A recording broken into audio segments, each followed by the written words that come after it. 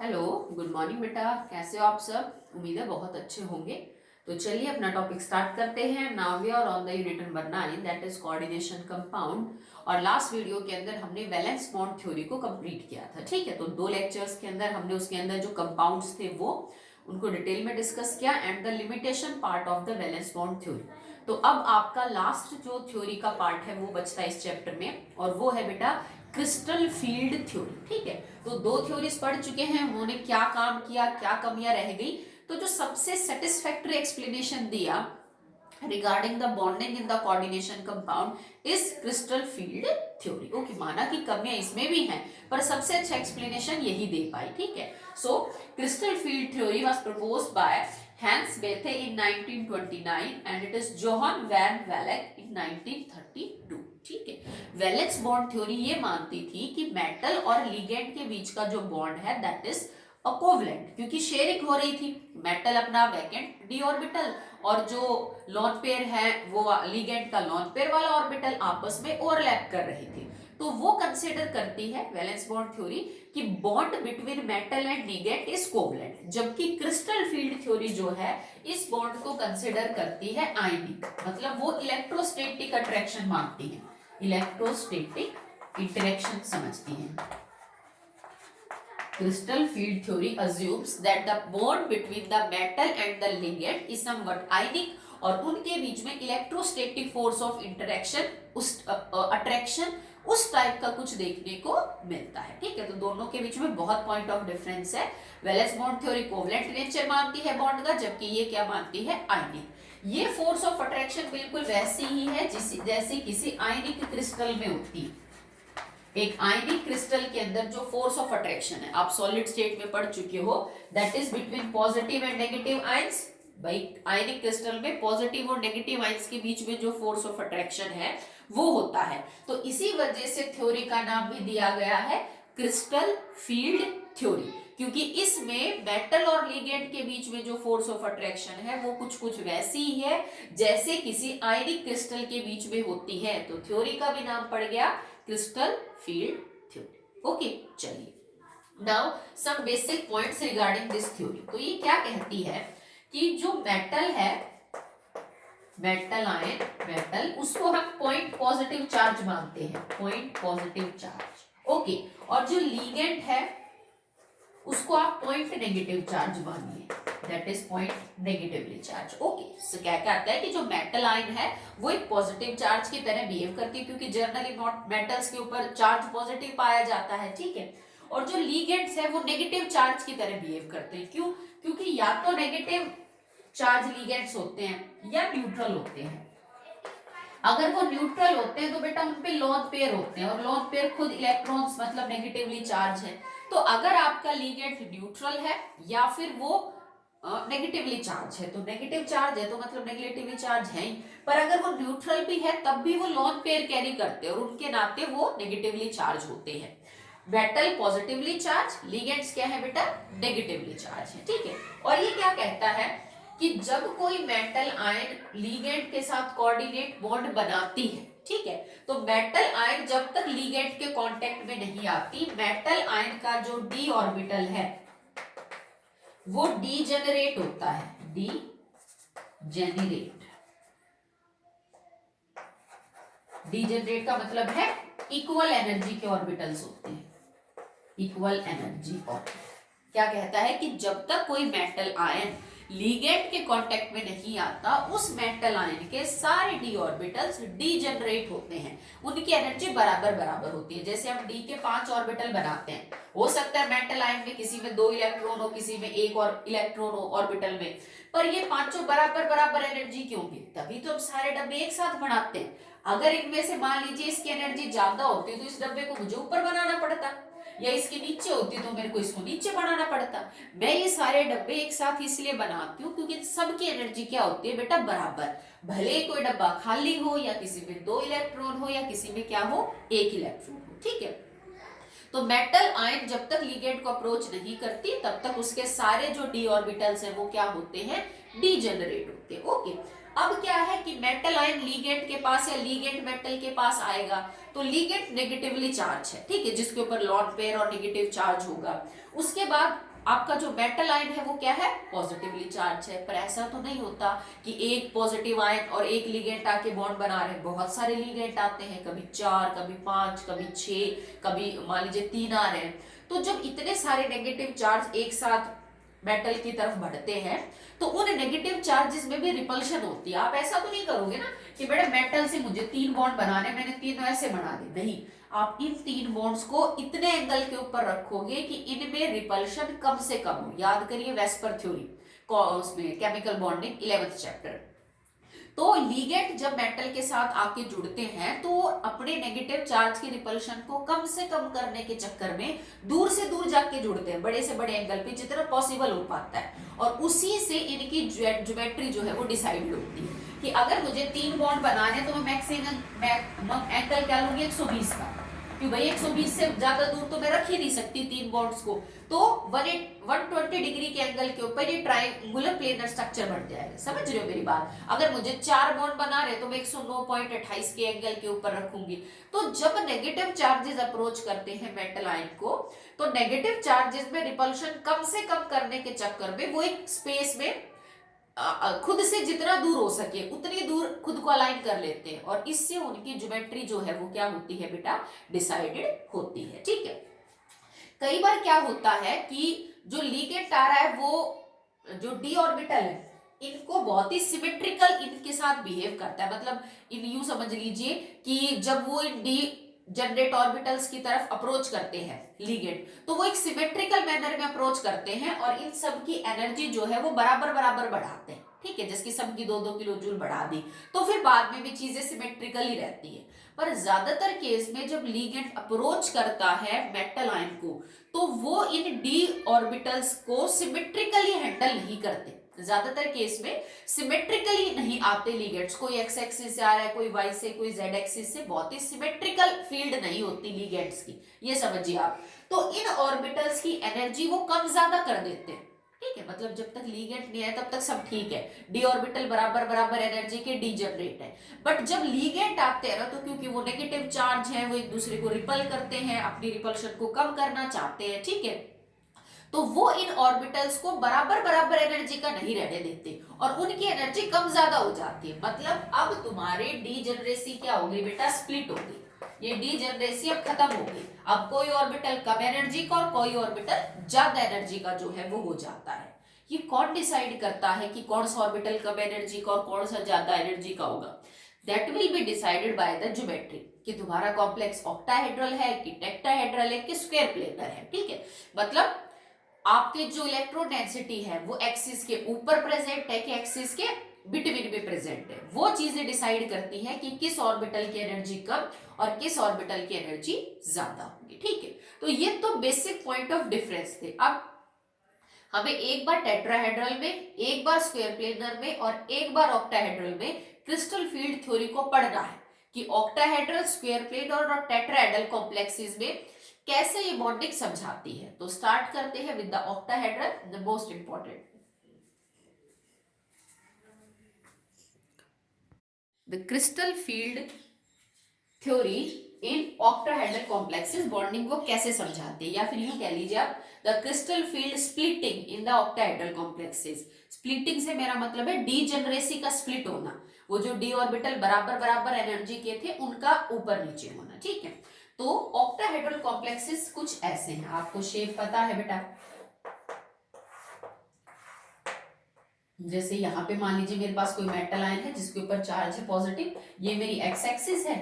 ठीक है, ये मेरी वाई एक्सिस है। ठीक है, और ये आपकी जेड एक्सिस रहेगी। ठीक है, तो कुछ इस तरह से बॉन्डिंग होती है ऑक्टाहेड्रल कॉम्प्लेक्सेस में। आई होप आप समझ सक रहे हैं कि यहाँ पे नेगेटिव चार्ज है, ये सब नेगेटिव चार्ज है, नेगेटिव नेगेटिव और नेगेटिव। ठीक है, 1 2 3 4 5 6 मैंने नेगेटिव चार्ज लगा दिए। होता क्या है, एक स्क्वायर के 4 कोणों के ऊपर नेगेटिव चार्ज। ठीक है, एक ऊपर और एक नीचे, तो ये ऑक्टाहेड्रल जो ज्योमेट्री है वो आपकी बनती है। और बीच में मैंने मेटल लगाया है पॉजिटिव पार्ट, ये आपकी एक्स एक्सिस, ये आपकी वाई एक्सिस और ये आपकी जेड एक्सिस। ठीक है, अब ऑक्टाहेड्रल ज्योमेट्री कुछ कुछ ऐसे, मतलब मेटल बीच में है तो ऑक्टाहेड्रल ज्योमेट्री में कोई लिगेंड एक्स एक्सिस की तरफ से आएगा, कोई लिगेंड वाई एक्सिस की तरफ से आएगा और कोई लिगेंड जेड एक्सिस की तरफ से आएगा। ठीक है, मेटल के पास डी ऑर्बिटल है जिसमें वो इनको इकट्ठा कर सकता है, इनको अकोमोडेट कर सकता है। डी ऑर्बिटल कौन कौन से होते हैं बेटा? डी ऑर्बिटल हमारे पास है 5, that is D X Y, D Y Z, D Z X, D X square minus B Y square और डी जेड स्क्वेयर। ठीक है, अब ये 5 ऑर्बिटल डी के जरूर है, पर इन पांचों की शेप अलग अलग होती है, आपको पता है, जिनमें से 3 में एक चीज कॉमन होती है और 2 में एक चीज कॉमन होती है। अगर मैं एक्स वाई, वाई जेड और जेड एक्स की बात करूं तो ये वो 3 ऑर्बिटल है जिनमें electron density between the axis होती है। आपने 11th में पढ़ा है तो मुझे अब ज्यादा डिटेल में समझाने की जरूरत नहीं है। एक्स वाई का मतलब है एक्स और वाई एक्सिस के बीच में electron density double double shape में है। यहाँ पे मतलब है वाई और जेड एक्सिस के बीच में, यहाँ मतलब है जेड और एक्स एक्सिस के बीच में। तो ये 3 वो ऑर्बिटल है जिनमें इलेक्ट्रॉन डेंसिटी इन बिटवीन होती है एक्सिस में। ये वो 2 ऑर्बिटल हैं जिनमें electron density on the axis होती है। जैसे D X square minus Y square क्या है? एक्स और वाई के ऊपर इलेक्ट्रॉन डेंसिटी। ठीक है, जबकि डी जेड स्क्वायर क्या होता है बेटा? कि जेड स्क्वायर जेड के ऊपर इलेक्ट्रॉन डेंसिटी और एक रिंग घूमती रहती है। ठीक है, तो ये 2 ऑर्बिटल वो हैं जिनमें electron density on the axis है। ये वो 3 ऑर्बिटल हैं जिनमें electron density between the axis है। ठीक है, और ये 5 ऑर्बिटल अब फिलहाल मेटल के पास है और ये वो जगह है जहां लिगेंड आके रहेगा। तो मान लीजिए ये तुम्हारा मेटल आयन है जिसके पास डी ऑर्बिटल है 5, सबकी शेप अलग अलग है। अब मेटल आया, एक मेटल एक्स एक्सिस से आया, एक मेटल वाई एक्सिस से आया, एक मेटल जेड एक्सिस से आया। तो मेटल के पास अपने इलेक्ट्रॉन है तो इलेक्ट्रॉन कैरीज नेगेटिव चार्ज, क्योंकि डी ऑर्बिटल खाली थोड़ी ना रहता है, 1-2 इलेक्ट्रॉन रहेंगे आपके। जब लिगेंड आएगा तो या तो उनके पास नेगेटिव चार्ज होगा या लोन पेयर, तो वो भी नेगेटिव चार्ज रखते हैं इलेक्ट्रॉन्स का। तो लिगेंड का नेगेटिव चार्ज और मेटल आयन के पास जो इलेक्ट्रॉन्स है उनका नेगेटिव चार्ज एक दूसरे को रिपेल करता है, एक बात। दूसरी बात, लिगेंड भी जब एक दूसरे के साथ आते हैं तो उनके बीच में भी रिपल्शन होती है, और रिपल्शन हमेशा एनर्जी को क्या करती है बेटा? बढ़ाती है। ठीक है, हमें ये चेक करना है कि रिपल्शन तो हर जगह होगी, ज्यादा रिपल्शन किस ऑर्बिटल में होगी। तो देखो, एक लिगेंड आया एक्स एक्सिस के ऊपर, तो रिपल्शन वहां ज्यादा होगी जिन ऑर्बिटल्स में इलेक्ट्रॉन डेंसिटी एक्सिस के ऊपर। मान लीजिए ये लिगेंड एक्स एक्सिस की तरफ आ रहा है और एक्स एक्सिस पे ऑलरेडी इलेक्ट्रॉन डेंसिटी है, तो ये एक दूसरे को ज्यादा रिपेल करेंगे। ये लिगेंड एक्स एक्सिस से आ रहा है और उस ऑर्बिटल में electron density between the axis है, ऑन द एक्सिस नहीं है। लिगेंड तो एक्सिस के ऊपर आके जुड़ेगा, एक्स पे, वाई पे, जेड पे, जबकि तुम्हारे ऑर्बिटल में इलेक्ट्रॉन डेंसिटी एक्सिस के ऊपर है ही नहीं, वो तो एक्सिस के बीच में मौजूद है। तो यहां रिपल्शन क्या होगा बेटा? कम, और यहां रिपल्शन क्या होगा? ज्यादा। तो लिगेंड उन ऑर्बिटल से ज्यादा रिपल्शन फेस करेंगे जिन डी ऑर्बिटल्स में electron density on the axis मौजूद है, क्योंकि लिगेंड्स को एक्सिस के ऊपर आना है। ठीक है, जबकि वहां रिपल्शन कब फेस की जाएगी? जहां इलेक्ट्रॉन डेंसिटी बिटवीन द क्या है बेटा? एक्सिस है। ठीक है, तो अब क्या होगा कि जब मेटल आयन को अप्रोच करेगा लिगेंड, तो एक पॉसिबिलिटी तो बेटा ये भी है कि हो सकता है आपका लिगेंड कुछ सिमेट्रिकल मैनर में जो है वो डी जनरेसी को हैंडल कर रहा हो। और सिमेट्रिकल से मेरा मतलब है कि रिपल्शन तो होगा, क्योंकि लिगेंड तो आ रहा है तो रिपल्शन तो होगा, पर वो ऐसे सिमेट्रिकली डिस्ट्रीब्यूट हुआ मेटल आयन के चारों तरफ कि उसने जो एनर्जी बढ़ाई हर डी ऑर्बिटल की वो बराबर बराबर बढ़ा दी। तो शुरू में क्या होगा? ये मेरी मेटल आयन के डी ऑर्बिटल है। ठीक है, मेटल आयन के डी ऑर्बिटल है, डी जनरेट है। अब लीगेंट ने इनको अप्रोच किया और एक केस हम ये मान लेते हैं कि जो लीगेंट आ रहा है वो बड़ा ही सिमेट्रिकल मैनर में मेटल आयन के चारों तरफ जुड़ा, तो जो एनर्जी बढ़ाई रिपल्शन की वजह से वो हर ऑर्बिटल की बराबर बराबर बढ़ा दी। तो मान लीजिए ये मेरी स्टेज 1 है जो डी जनरेट है। अब लीगेंट आते ही इनकी एनर्जी थोड़ी बढ़ गई, पर सिमेट्रिकल फील्ड थी ना लीगेंट की, तो बराबर बराबर एनर्जी बढ़ाई, तो ये मेरी होगी स्टेज 2। ठीक है, पर हर बार ऐसा नहीं होता। जो लीगेंट आते हैं वो हर बार सिमेट्रिकल जो फील्ड है उसका डिस्ट्रीब्यूशन नहीं करते। क्या हो अगर अनसिमेट्रिकल मैनर में लिगेंड जो है वो जुड़ रहे हैं, तो क्योंकि ऑक्टाहेड्रल कॉम्प्लेक्स के अंदर dx² - y² और dz² electron density on the axis रखते हैं, बाकी तीन between the axis. On the axis वालों की रिपल्शन ज्यादा बढ़ जाएगी और बाकी तीन की कम। तो अब ये 5 ऑर्बिटल भी दो भाग में टूट जाएंगे। ठीक है, कैसे?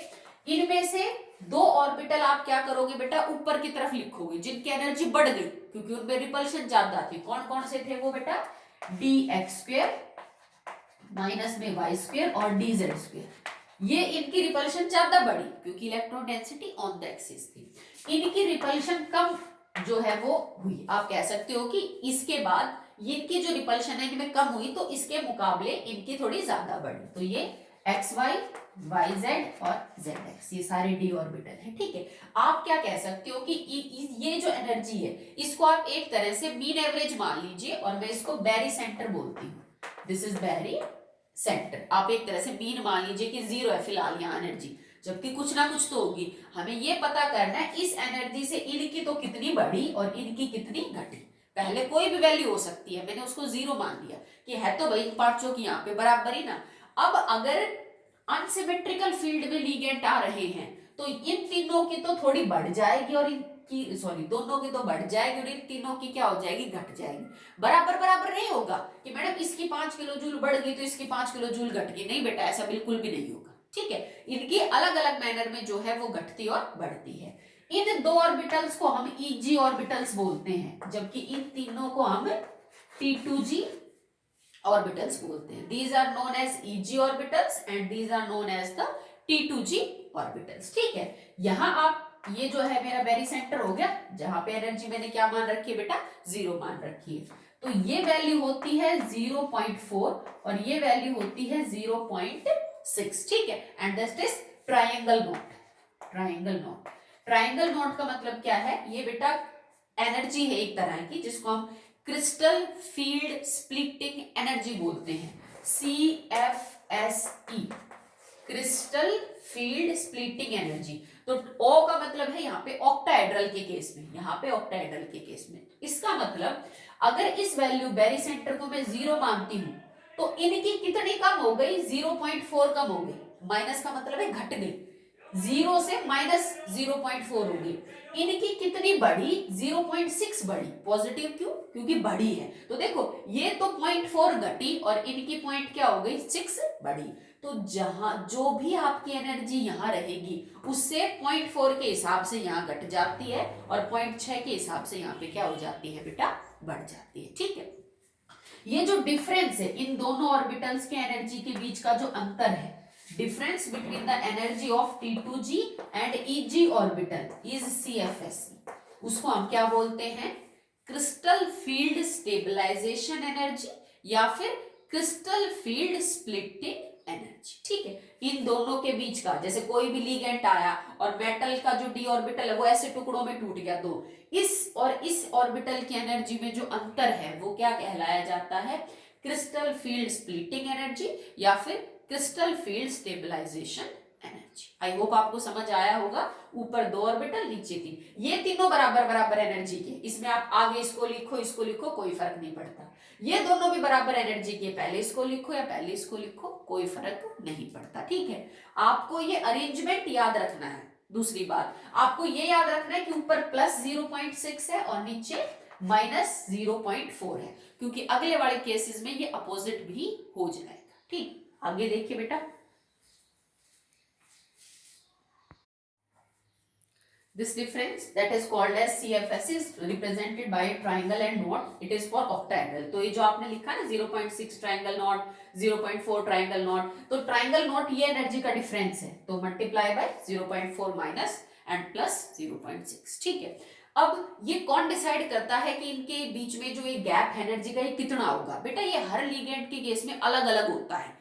कोई लिगेंड बहुत ज्यादा स्प्लिट कर देते हैं डी ऑर्बिटल को, तो कोई लिगेंड बहुत ही कम स्प्लिट कर देते हैं। ठीक है, जो टी ट्रायंगल नॉट है, जो CFSE है, वो हर लिगेंड के केस में, हर मेटल आयन के केस में क्या होती है, अलग अलग होती है। कोई बहुत ही पावरफुल लिगेंड्स होते हैं तो वो बहुत ज्यादा स्प्लिट कर देते हैं डी ऑर्बिटल्स को, कोई कम होते हैं तो वो क्या करते हैं, कम स्प्लिट करते हैं।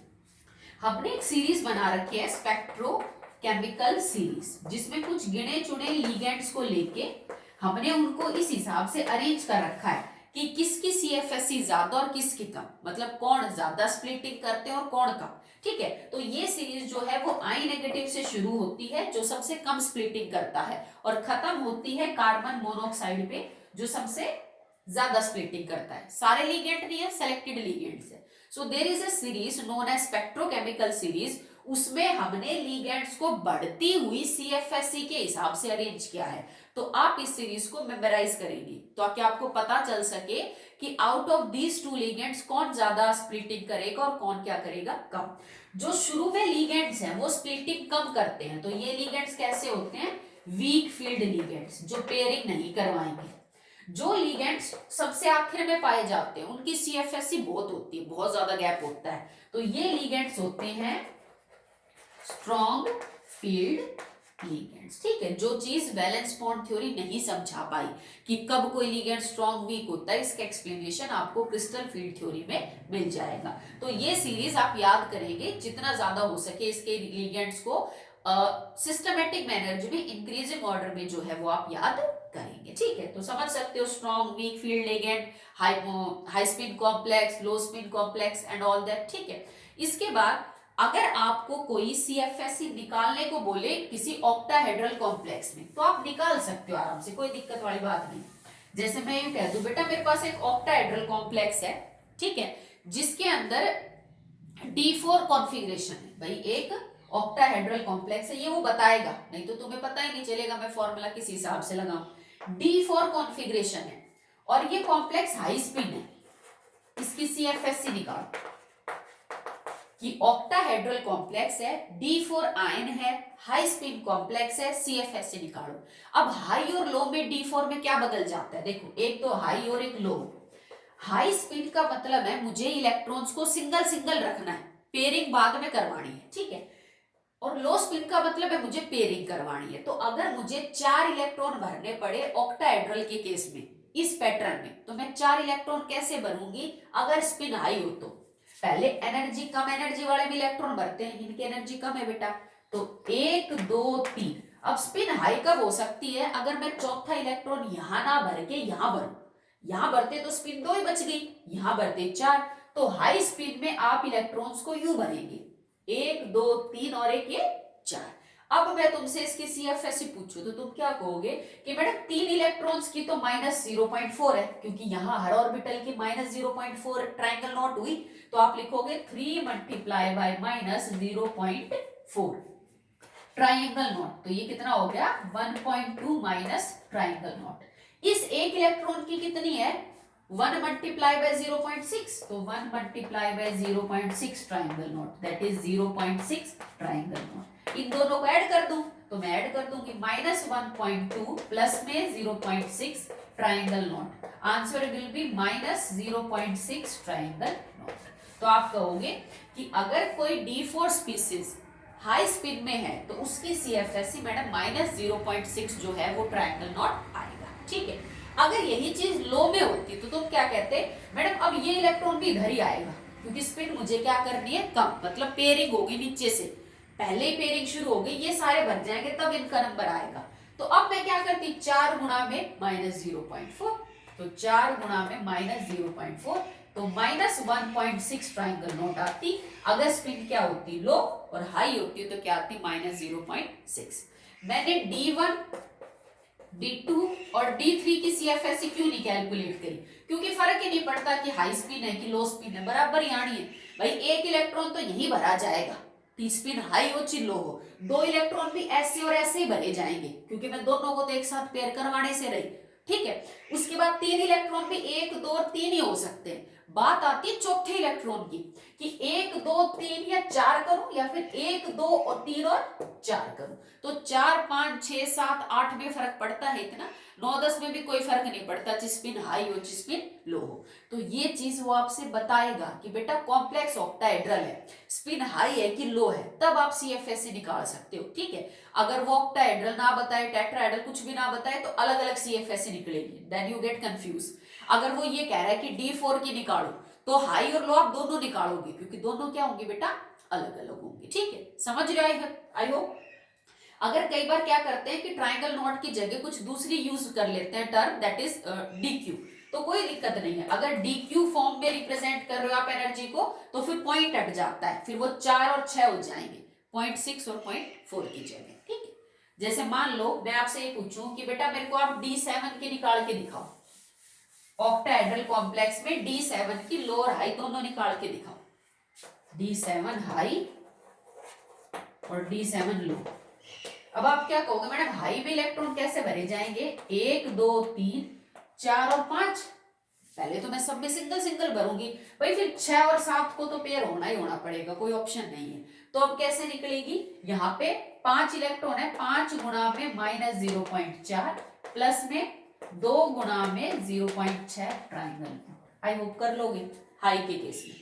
लो में क्या करना था, पहले ही पेयरिंग करवानी थी, तो 1 2 3 4 5 और 1 6, ऊपर सिर्फ एक इलेक्ट्रॉन बचेगा। तो यहां आप क्या कर देते, ये है हाई का केस। लो में क्या हो जाता मैडम, 6 मल्टीप्लाई बाय -0.4 प्लस में 0.6 ट्राइंगल नॉट। इस तरह से आपको जो भी CFSE निकालनी बोली जाए, ये कॉम्पिटिटिव एग्जाम में पूछ चुकी है CBSE कई बार कि ये कॉम्प्लेक्स है, ज्योमेट्री है, टेट्रा ऑक्टा और स्क्वायर प्लेनर, ये कॉन्फ़िगरेशन है तुम्हारी आयन की D5 D6 D7 D8, लो स्पिन है कि हाई स्पिन है, तुम CFSE निकाल के दिखाओ।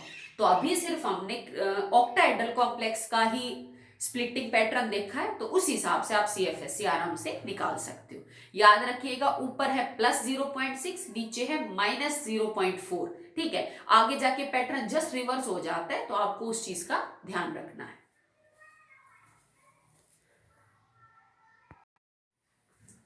अभी बेटा ऑक्टाहेड्रल कॉम्प्लेक्स में काफी काम बचता है, तो वो हम नेक्स्ट वीडियो में करेंगे। आप फिलहाल के लिए हर आयन की CFSE अलग अलग निकाल के दिखाएंगे मेरे को कॉपी में। D1 से लेके D10 एक साइड लिख लेना लो स्पिन और एक साइड लिख लेना हाई स्पिन, और हर केस की एनर्जी मुझे अलग अलग चाहिए कॉपी में, ठीक है। स्कूल जल्दी खुल रहे हैं तो नोटबुक आप अपनी ढंग से कंप्लीट करिएगा बेटा। ओके।